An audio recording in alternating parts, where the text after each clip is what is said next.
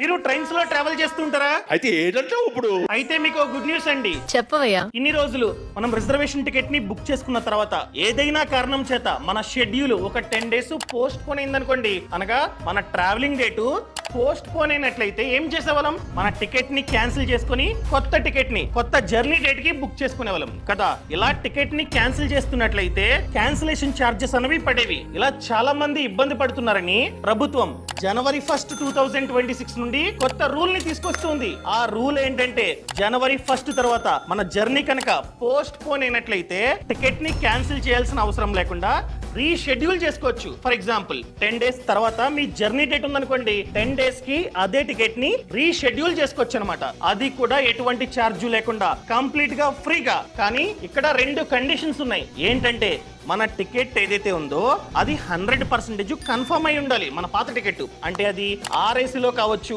Waiting list లో కావచ్చు, ఉండకూడదు. కన్ఫర్మ్ అయితే మాత్రమే రీషెడ్యూల్ అనే ఆప్షన్ వస్తుంది అనమాట. అండ్ సెకండ్ కండిషన్ ఏంటంటే ఏ రోజుకైతే రీషెడ్యూల్ చేసుకుంటున్నారో ఆ రోజుకి ఆ ట్రైన్ లో టికెట్స్ ఉండాలి. టికెట్స్ లేవనుకోండి ఆ రోజుకి రీషెడ్యూల్ చేసుకోవడానికి అవ్వదు. కావాలంటే ఇంకొక రోజుకి చేసుకోవచ్చు అనమాట. ఏ రోజు అయితే టికెట్స్ ఉంటాయో ఆ రోజుకి. అర్థమైందండి? ఈ సమాచారాన్ని ప్రతి ఒక్కరికి షేర్ చేయడం అస్సలు మర్చిపోద్దు. Boss wala. Be the boss.